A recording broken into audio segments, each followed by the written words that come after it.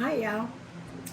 Today we're gonna make homemade apple cider vinegar. First time I've ever done it. I use a lot of apple cider vinegar, so why not go homemade? Now if you're lucky enough to have an apple tree in your yard, you have the ready-made organic apples. I do not. So I had to buy some organic apples.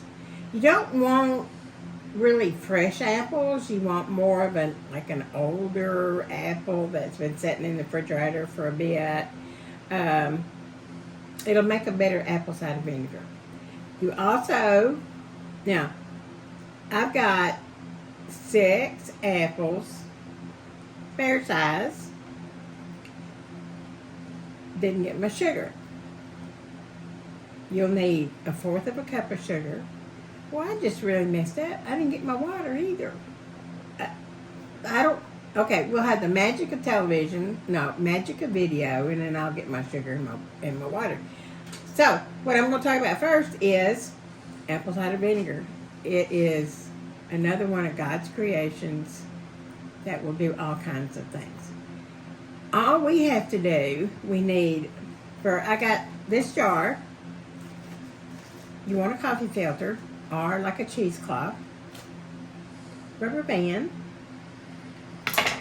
and a knife. And I got my 6 apples. We're going to end up I'm going to use well water. We have a well. So I'm going to use well water. You actually either want well water or filtered water or bottled water. If you get your water out of the tap, dry it the night before, let it sit on the counter, and hopefully the chlorine or anything else that they put into it will kind of dissipate. If not, hopefully they'll settle to the bottom, so you're left with a little bit more of a pure water. It's very, very simple. All we're going to do, make sure your jar is clean. Make sure you have 1/4 of a cup of sugar and your water. And I'm going to slice the apples up. And the only thing you want to actually remove is the stems. And if you happen to run into any seeds, if you just happen to see the seeds and want to kind of pick them out, then you can do that. But otherwise, everything else goes. So just take it, slice them. I'm actually going to cut them up like one more time. And then what I'm going to do is I'm just going to wrap them. Oh, there we go. I was going to say they weren't cut up. You just want to keep that process going. Check for seeds as you go. And then get everything chopped up. Okay, I've almost got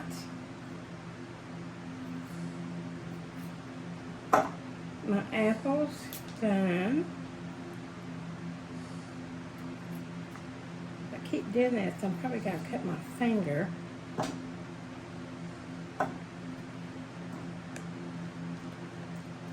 But if you don't have organic apples, then you can use regular apples. Just make sure that you clean them well so that you don't have the chemicals all on it. It actually only took me 5 apples. Is all that it took to fill up this jar. I don't think this jar is actually a full, like, half gallon, which would be 2 quarts. Is you want to take your 1/4 a cup of sugar, and if you can have organic sugar, that would be good, but just regular white sugar, and pour it in there. And I'm just going to kind of do that. Now, take your water. You want to be careful with your water and how much that you put in here, because You want the spout? Oh, no. Butch thinks I'm going to be real messy, and he was asking if I wanted the... Just saying. I know. Who's the one that spilled all the milk on the floor? Was that yesterday? What comment? I was making homemade ice cream for him. And the bowl slipped out of my hand. And who come help you clean it up? Who hollered for you to come Well, help I me know, clean but it up? just because you were right in the middle of it. It was a mess, folks. I mean, literally, it was a mess. Anyway, I digress. So, you don't want to fill this up. Actually, I probably have an apple or two too many in here. That's okay. You do not want to overfill the jar because the whole process is going to be bubbling out,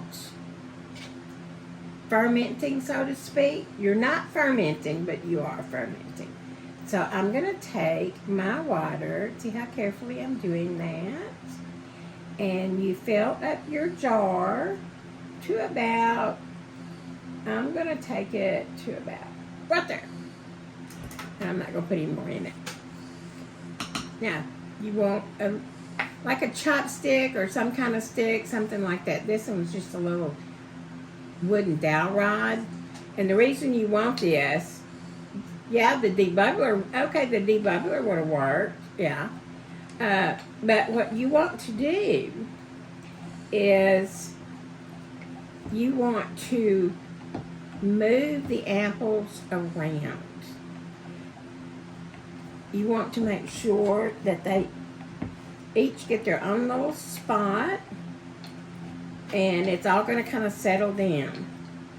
But what's going to happen is, so you can see these have all kind of mashed down. But you don't want to put weights on these. You do not want to mash the apples down, so to speak.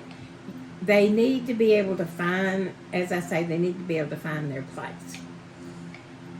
And the more room that's around them, the more they will be able to process.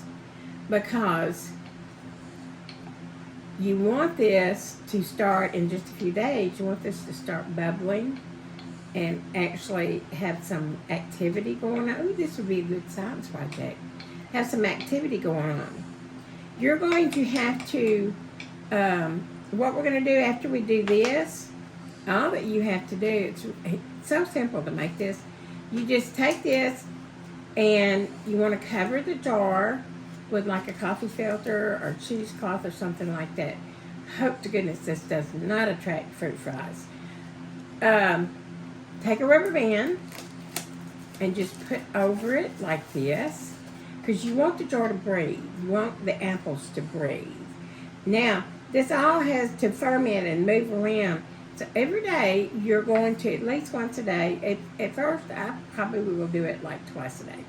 You're going to uncover the apples, keep your filter, uncover the apples, and then just kind of move these around and give them a chance to breathe. And then after you do this, you're going to take and just set the jar on the counter. It's actually kind of pretty, just kind of sitting there. So just cover it like that. Make sure that it's always kept covered. And just stir it up with the wood dowel. After about 3, you're going to start seeing bubbles and things come up from the apples and from the acidic reaction in the fermentation of the apples and the sugar. And that's what you want. If after about 3 days, if you don't see any movement anymore, you can add another 1/4 of a cup of sugar and just do the same thing. Just put it in and then kind of move all the apples all around and then let it set. Now, you're going to keep doing this and you're going to keep stirring it every day for a month. Now, at the end of a month, you're going to notice, during the course of the month, you're going to notice a big change. In a couple of weeks, the apples will pretty much have turned brown. And they'll kind of look like apples that you'd see in apple pie. So it actually makes it look kind of good.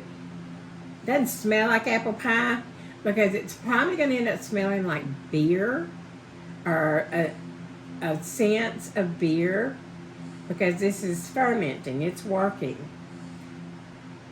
After a month, then you're going to end up taking the top off, and there will be a process of straining the apples off, straining the juice. And see, actually, you will end up with the mother in this, and that is the ultimate in the way of apple cider vinegar. Now, I will do an update. Don't know that I'll do it in a couple of weeks, but in a month, when we take it off and strain it, then we'll do an update on this. But all you have to do, if when it comes to the month, you just get a bowl and a strainer, take a cheesecloth or like a cloth diaper or something, put in it, and then you're just going to pour all the contents into the strainer. Take something that once the juice is strained through, you want to mash the apples, which will be very soft. You want to mash the apples and squeeze out as much of the juice as you can into the bowl. And then what you're going to do with that is you'll take what you have strained into the bowl and you'll decant it into a bottle. This is excellent to taste at this point. You take a taste of it and you're going to be very pleased. Apple cider vinegar is great to rinse hair with, to make a salad dressing with. You can even add it with some like distilled water and use as a toner on your face. There are so many different things that you can do with apple cider vinegar. Totally natural. You can't get any better than this, and it's very good for your digestion. When you get to after the 30 days, one of the things that you want to do to test to make sure that it is at the pH that you want it to be, and I want mine at a pH of about 3. So, what you do, you can get these on Amazon. They're these little bitty test strips. Okay? These test strips register from 1 to, I think, 14. I can't see it. I don't have my glasses on. So, they register about from 1 to 14. So, you want a pH of 3. If it's like 4, that's okay. And then all you do is get your little test strip, stick it into the water, and you look at that and say, well, it didn't change. Actually, it's probably, well, no, it is actually changing just a little bit. Mm-hmm. But you just look at this. Okay, so 3 is right there, and our water, the pH on our water is about 7. So all you do is you just, and I don't know if that has something to do with the apples already, or let's just throw one in the water here.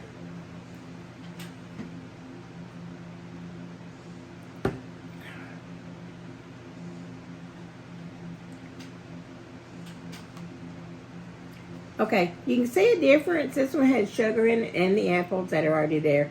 And there is a little bit of a difference. Mm-hmm. So, when your 30 days are up, to make sure that it's a pH where you want it to be, just get you some of these. They're very inexpensive. And just test the liquid that's in the jar. So, hope you'll give this a try. We're going to check this out and see how it turns out. I know it's going to turn out well. And we'll see you on another. Oh, by the way, thanks for watching. Please hit the like button. It does make a difference. Make a comment. If I did something or said something wrong, let me know.